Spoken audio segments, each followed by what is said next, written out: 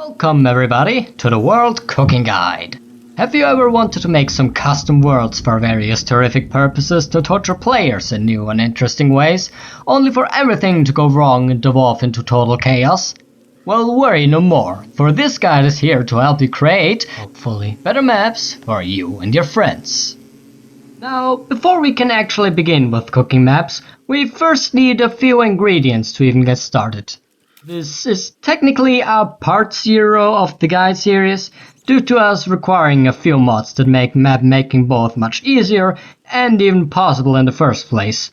These mods I mention here will be taken as a baseline in the future and not thoroughly explained in future videos, save for a few exceptions. We can split these mods into two categories, essential and non-essential.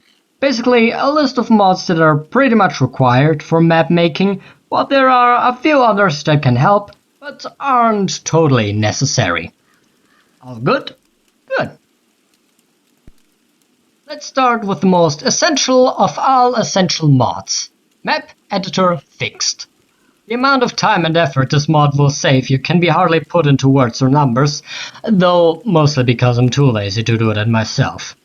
Through using J and K, you are able to cycle through a large selection of turfs and can draw said turfs with your mouse while holding L.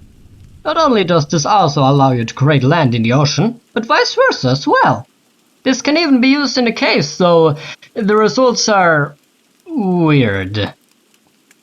Another incredible feature is the copy, paste and delete function. By simply holding your mouse over an object, you can use Ctrl-C to copy and Ctrl-V to paste it, or just delete it with Ctrl-X. Basically, keyboard shortcuts for DST. This also works with the FN key as well.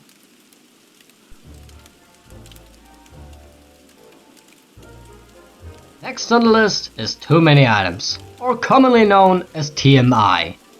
At the press of a single button, you can gain access to what is basically a far more user-friendly console command interface. It allows you to easily spawn anything of your desires right on top of yourself in a single number with left click, or in stacks of 10 with right click. Items and entities are sorted into various categories, like plants, rocks, bosses, and we'll talk about that one later. You can also enable God mode, creative mode, disable it, delete your inventory, and this isn't even everything. With this little handy button, you can extend the menu for even more useful features, letting you change seasons, weathers, players, teleporting to whatever object you want, death, all at the press of a single button. TMI gives you access to quite literally everything the game has to offer, including content added by mods. Let your creativity run wild and perish for experimentation.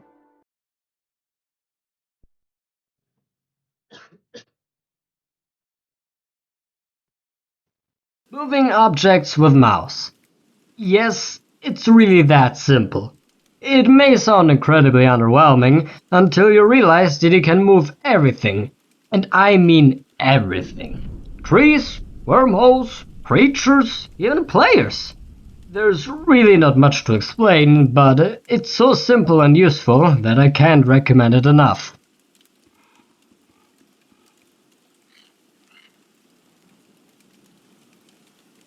Next on the list are two mods in one. Small Testing Island and Prison Island, packaged together due to their similar purpose while still having some important differences to keep in mind. Let's start with the Small Testing Island, which, after enabling it, can be utilized through the world presets.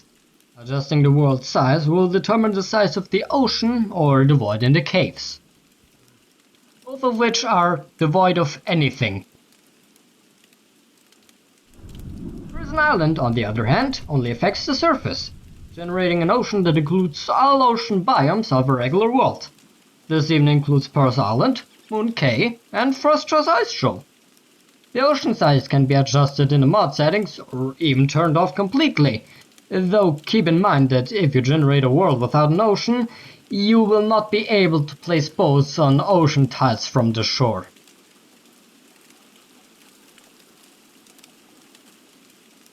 Moving on to the non-essential mods, we have night vision for free. Again, very simple mod, though it saves you the bother of having to carry light or models to work on your map during night or in the caves. It can be toggled on or off, and definitely won't be abused in public servers. World Settings Picker does exactly what the title implies, allowing you to pick world settings. But instead of having to leave your world and adjust the settings in the hosting menu every time you need to change something, it can be adjusted while still in the game from the player list.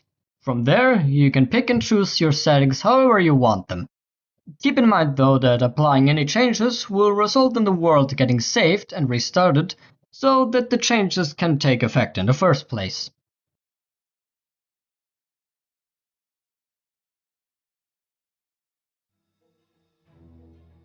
Last but not least, we have the Observer Camera. While it has a great use for spectating or recording epic videos, it can actually be incredibly helpful for the map editor specifically. As everyone undoubtedly knows, Don't Starve is viewed through a tilted angle, which can make drawing turfs a little annoying and inaccurate. By pressing F9, you can change the camera first to aerial, then to vertical view. This basically gives us a top-down perspective, making the art of drawing far easier.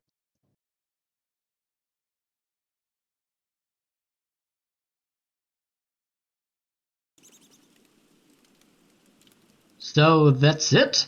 4 essential mods and 3 essentials that could also have been more mods added or removed? Well, yes, though that's honestly a good thing. I already have more than enough mods as it stands, and the less you need to put a proper map together, the better, I would argue. On a basic level, map making is really simple. It's making good maps that intend to serve a specific purpose, where things get a little more complicated. Though, that is a topic for another time. With all these mods, and especially the essentials, you have all the necessary ingredients you'll need to cook up something great. Hold on, what are you doing?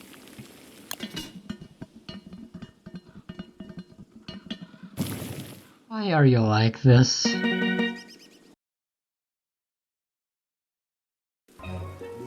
Thank you very much for watching. This is the first time I've ever made such a heavily edited video, or even put so much effort into one in the first place, so I hope you enjoyed, and that I will see you again very soon. Have a wonderful rest of your day.